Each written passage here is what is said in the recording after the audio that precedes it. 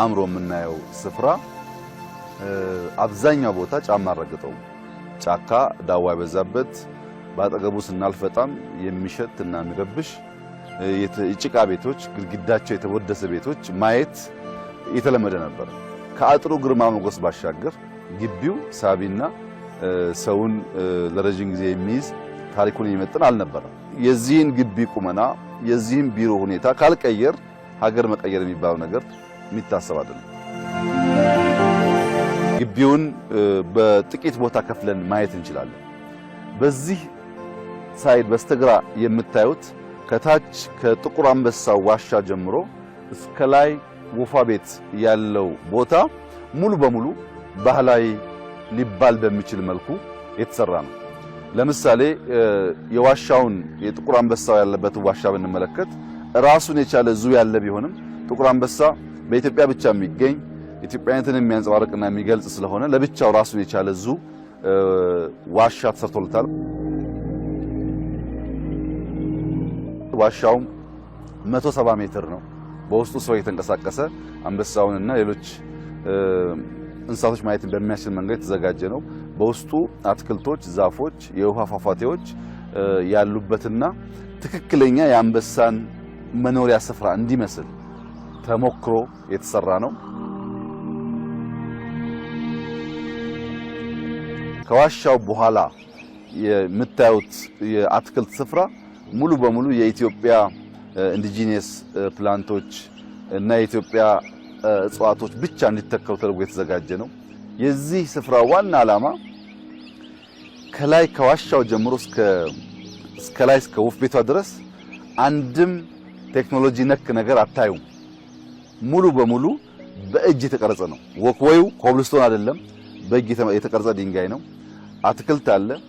ግመሉ ከጭቃ የተሰራው፣ የኤሊዋም እንደምታዩት ከሎካል ቁሳቁስ የተሰራ ነው። ግሪን ሃውሱም ከመስታወቱ በተለየ አብዛኛው ነገር በሎካል ማቴሪያል የተሰራ ነው።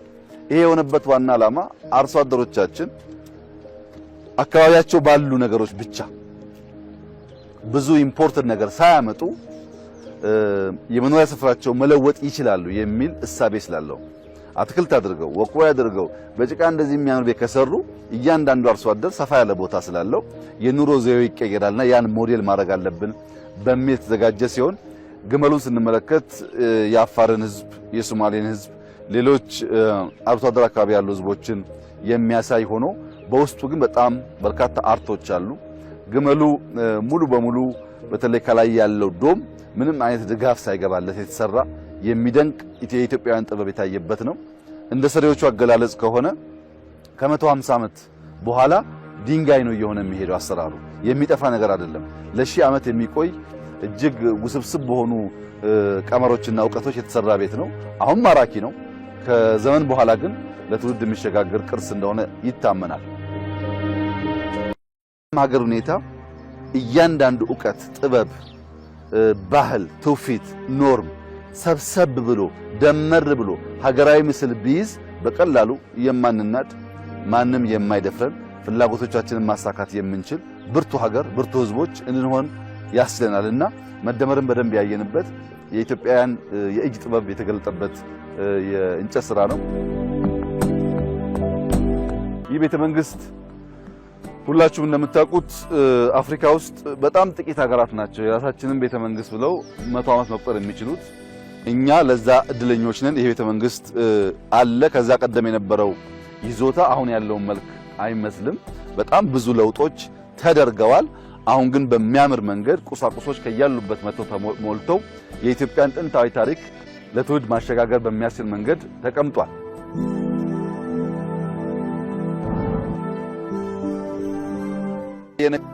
ኢትዮጵያ የሆኑ ሰዎች የጀመሯት የሆነ ቦታ የምታበቃ አይደለች። ከጥንት ጀምሮ የተለያዩ መሪዎች ስማቸው ቢለያይ፣ ግብራቸው ቢለያይ፣ አመጣጣቸው ቢለያይ፣ ቋንቋቸው ቢለያይ የኢትዮጵያ መሪ ሆነው አገልግለዋል። ለእያንዳንዱ የምንሰጠው የሚያማምሩ ታሪኮችና ጥፋቶች ሊኖሩ ይችላሉ። ከጥፋቶቻቸው እንማራለን፣ ከመልካም ስራዎቻቸው እንማራለን። የተሻለ ነገር እያደረግን እንሄዳለን። የትናንትናን አላቅህም አላየውም ማለትም አያዋጣም። ትናንትናን በትክክል መልካሙንም ጥሩንም ነገር አይቶ አሁን ላለችው ዘመናዊት ኢትዮጵያ ያኛውን ሳይድ እነዛን መሪዎችና ታሪክ አላቅም አያስፈልጉኝም ብለን ሀ ብለን ብንጀምር ኢትዮጵያ መሆን አትችልም። ያ ታሪክ እንዳለ እንዲቀመጥ የተፈለገው መማር ስላለብን ነው። ከትናንት ያልተማረ ነገን መስራት ስለሚቸገር የኢትዮጵያን ብልጽግና ስንመኝ መጀመሪያ ኢትዮጵያ ያላት ምንድነው ብለን መጠየቅ አስፈላጊ ነው። ዝም ብሎ ብልጽግናን መመኘት ብቻውን ሊያበለጽገን አይችልም። ምንድነው ያለን? ምን ይዘን ነው የምንበለጽገው የሚለውን ጥያቄ ስናነሳ ኢትዮጵያ ውስጥ እንደምታውቁት ታሪክ አለ፣ የተፈጥሮ ሀብት አለ፣ መልክዓ ምድር አለ፣ እጅግ ውብ ነገሮች አሉ። እነዚህን ነገሮች በማውጣት የሚያስፈልጉንን ኢንዱስትሪም ቴክኖሎጂም ማከል ይቻላል።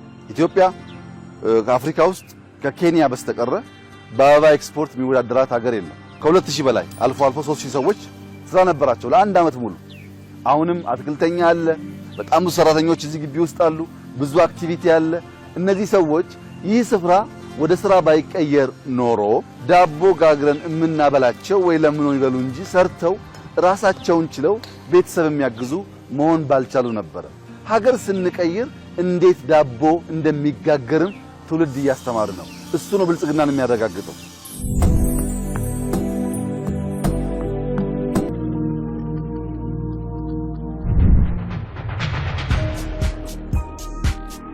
እዚህ ሆነን 11 ሰዓት ተኩል ስንመለከት እዛ ተራራ ውስጥ ፀሐይ ስትገባ እጅግ የተለየ ውበት አለ።